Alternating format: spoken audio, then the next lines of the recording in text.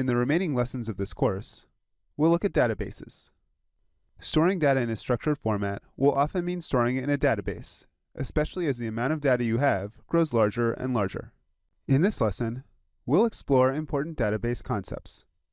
In further lessons, we'll expand on these concepts and explain them in greater detail. First, let's answer the question, what is a database?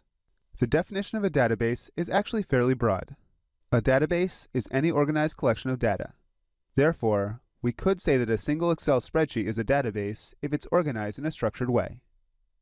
In reality, however, people don't tend to think of Excel spreadsheets as being databases.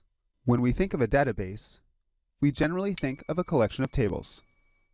These tables are stored electronically, and the information in them can be easily accessed or manipulated.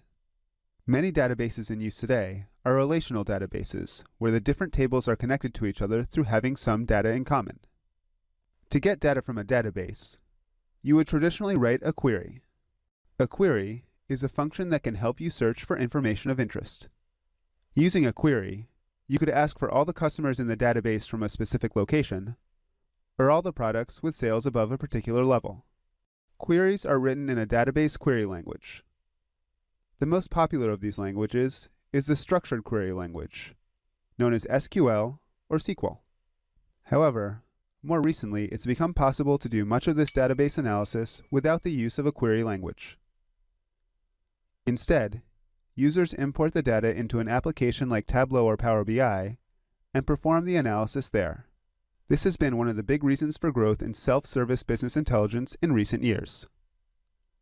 Let's run through some of the important properties and characteristics of databases. All databases are made up of tables.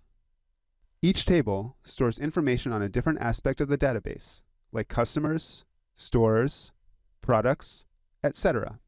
One notable difference between data stored in Excel and data stored in a database is that all data in a database must have a type.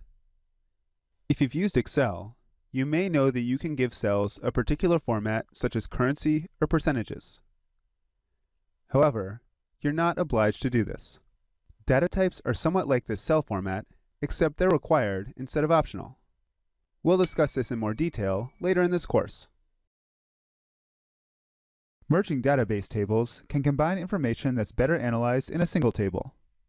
Unfortunately, this can be complicated because there are so many different kinds of joins available. We'll explain the different join types and see how they work in Lesson 9. Finally, we'll see how to create a diagram of your database. When your database contains a large number of tables, a picture can be very useful in understanding the layout.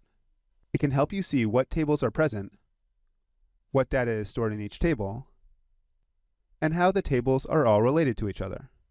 We'll learn about some important conventions to consider when creating a database diagram. We've now introduced the concept of databases, and we're ready to start learning about them in more detail. We'll start this in the next lesson by explaining database tables.